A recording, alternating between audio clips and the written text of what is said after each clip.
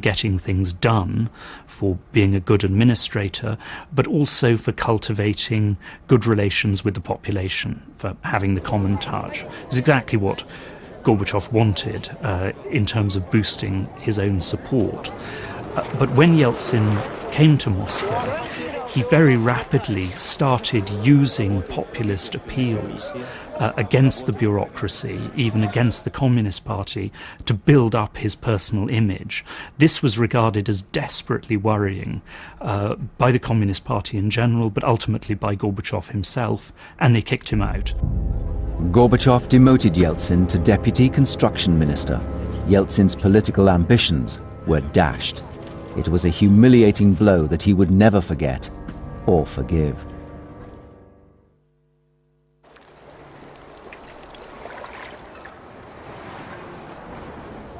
Perestroika was put to the test in the summer of 1988.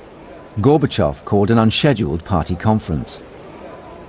The normal policy-making body of the Soviet Communist Party was a Congress, which took place every 5 years, and then in between you had the Central Committee meeting maybe twice a year. He decided that the Congress, which he'd held in '86, hadn't done the job, and he wanted something new. So delegates were stunned when he came up with the idea of forming a new kind of Soviet parliament.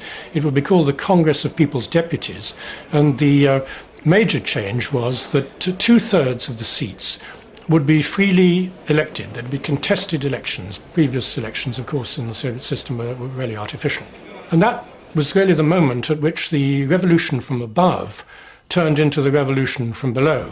Suddenly, a license had been given for the Soviet public to really become politically engaged for the first time for 60 years. The streets were filled with the unfamiliar buzz of political campaigning. In March 1989, the people chose representatives for the Congress of People's Deputies. It was their first taste of democracy. Russia and the other republics sent their most outspoken critics of the Soviet system into the national government. They were truly free elections. Despite all of the shortcomings, it was a wave that swept away layers of waste that had been collecting for decades. It did indeed produce a very strong vote for reform and change, but it also led to a tremendous mobilization of popular discontent. In various of the republics, this led to a wave of nationalism pointing towards independence from the Soviet Union. In Russia, it led to a great wave of support for the so-called Democrats, and particularly for a former communist boss turned populist politician, Boris Yeltsin. In a sweep of the Moscow vote, Yeltsin secured a seat in the Congress of People's Deputies. Gorbachev's own reforms put Yeltsin back in power. The public was energized, but the economy continued to decline. Resistance to Gorbachev increased on both sides.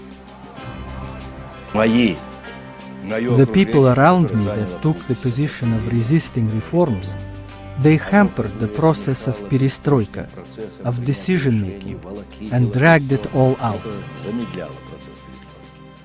And the Democrats, especially after they got positions in the Congress of People's Deputies and the Supreme Soviet in the 1989 elections, they wanted to do everything fast. Democrats always thought that I was making a deal with the right. I think that, generally speaking, these two extremes were very dangerous, and they whipped each other into a frenzy. The instruments we needed were in place. Parliament existed now. So we thought we could just keep going. But when it came to the economy, there wasn't enough determination. They were talking about it then. It isn't that Gorbachev didn't talk about those things. He spoke of social improvements as an immediate goal. He spoke of a market economy. Decisions were made, but no practical steps were taken in any of these directions. Reforms cut the economy loose from centralized power, but without any new structure, industry and agriculture floundered. The Soviet people bore the brunt of the economic slide. Let them film. What kind of glasnost is there in this country? I am a pensioner, he is a pensioner, and the children need meat. Just tell us, will there be meat today? There will be, but you have to wait. I have 3 loaves of bread for my neighbor and me, and 5 small rolls. How do you feel about the rise in prices? It's useless. You should listen to their speeches. It's shameful. I listened until 4:15 yesterday. They all shout, one on top of another, but no one gets to the point.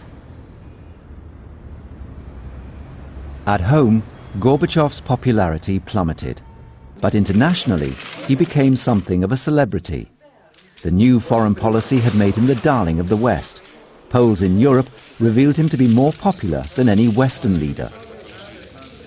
The following year, he won the Nobel Peace Prize. Inspired by this success, Gorbachev announced an end to Soviet intervention in Eastern Europe. The Warsaw Pact governments were now on their own. The declaration triggered a chain reaction. Democratic movements that had been smouldering in Eastern Europe sparked into life. Poland was the first. In June 1989, under public pressure, Poland's Communist Parliament opened itself to free elections. The people voted Lech Wałęsa's Solidarity Party into power. It was Eastern Europe's first non-communist government in 40 years. After Poland, the Iron Curtain collapsed. I jumped over the wall. You jumped over the wall? I don't have even the English words to explain how I feel. I have been dreaming of this for years. I climbed over the wall and walked through the Brandenburg Gate. Berlin, November the 9th, 1989, marked the point of no return. The East German government indicated that travel restrictions to the West would be relaxed. Word spread as night fell over the divided city. Within minutes, thousands of East Berliners gathered at the wall. Border guards were bewildered. A few weeks earlier, they would have opened fire, but now they stood back as people barged through checkpoints and were helped over the wall by jubilant Westerners. In a matter of days, Germany was reunified in the streets of Berlin. The Soviet Union surrendered its chief ally without a fight. What kind of democrats would we be? What kind of innovators? If we held free and fair elections in our country, in this most complicated country, undertook reforms and led the country out of its totalitarian past into democracy, and yet at the same time denied the people of Central and Eastern Europe the right to decide their own fate, it would be totally unacceptable. This is why we did not meddle anywhere. Democratic activists broke the communist monopolies in Hungary and Bulgaria. In Czechoslovakia, the Velvet Revolution bloodlessly toppled the communist regime. But Romania was a different story. President Ceausescu attempted to crush the democratic movement, but his army rebelled.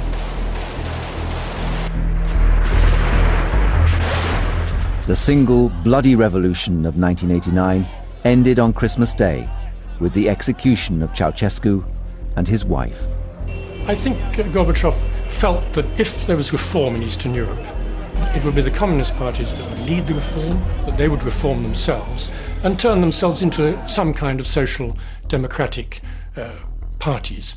And then when the thing began to change, I think Gorbachev hoped that because it was the Communist parties that had allowed reform, that people would vote for them out of gratitude because they were the reformers. And that, of course, was complete nonsense. But I think that was the expectation.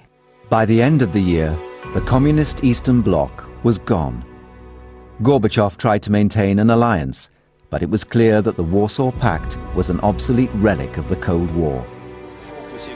In the West, Gorbachev was a hero of democracy. But among conservative communists at home, he was the radical who lost Eastern Europe. They had cause to worry. The same nationalist forces that brought down the Iron Curtain were stirring in the very heart of the Soviet Union. Comrade Mikhail Sergeyevich is elected president of the Supreme Soviet. On March the 15th, 1990, Gorbachev was elected to the new office of the presidency. He entrusted this decision to the Congress of People's Deputies, but not to the Soviet public as a whole. Democrats began to push for a multi-party system. They pressurized Gorbachev to repeal Article 6, the law which guaranteed Communist Party rule. The new president yielded. For the first time, non-party members were free to hold government offices. Yeltsin wasted no time in resigning from the Communist Party. Suddenly, the most powerful man in Russia was a non-communist. Energized by the events in Eastern Europe, the other republics began to test the limits of perestroika. The Baltics had a history of bitter resentment towards Soviet rule. These tiny republics struck the first real blow to the Union. Like other Soviet republics, the Baltic states had been part of the Russian Empire before the revolution. Unlike them, they gained their independence and were members of the League of Nations between 1920 and 1940. In 1940, they were annexed by Stalin as a result of a pact with Hitler the previous year, but they never forgot their legacy of independence. On the 11th of March 1990, the new leaders of Lithuania proclaimed their independence from the USSR. Estonia and Latvia quickly followed suit. Gorbachev branded their actions illegal. You will not secede from the Soviet Union. You are a civilized people, no matter what a few radicals might do, and you won't leave. You won't go against your conscience after all. The 28th Congress of the Communist Party met in July of 1990.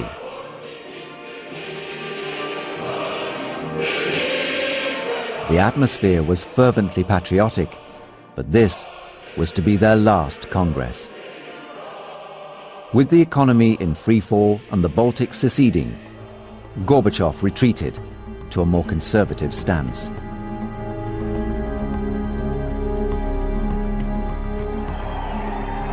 But the crisis only worsened. Soviet special forces seized the Free Lithuanian television station in Vilnius. Pro-independence demonstrators attempted a blockade. At least 13 people were killed. A week later in Riga, troops seized the Latvian Ministry of Internal Affairs, killing 4. To the south, crackdowns in Azerbaijan and Georgia had left many more dead. Vilnius and Riga, Baku and Tbilisi were now bloody spots on a reform process that was meant to be peaceful. I always wanted to avoid bloodshed in this country. This terribly complicated transformation in this terribly complicated country. And I think we managed to do so, although there was Tbilisi and Baku and Vilnius. But we prevented a civil war. I don't know what would have happened to our country and to Europe if that had occurred. I don't think Gorbachev approved in advance that action, and he was very concerned about what it meant. In fact, he went into virtual seclusion for over a week, and he was almost in a kind of depression, I think. Simultaneously, Yeltsin had one of his finest moments, because Yeltsin issued a statement saying that no Russian troops should take orders to do anything which would be illegal or criminal. Now, this was an incredibly important statement by Yeltsin. He was basically saying to Soviet officers, I am your commander-in-chief, not as Gorbachev. In Russian cities, people voiced their outrage at the crackdowns. In a televised speech, Yeltsin called for Gorbachev's resignation and for the dissolution of the Soviet Congress of People's Deputies. Gorbachev decided to take the question to the Soviet people. In March 1991, the public voted on the fate of the USSR. Should the Union continue or be dissolved?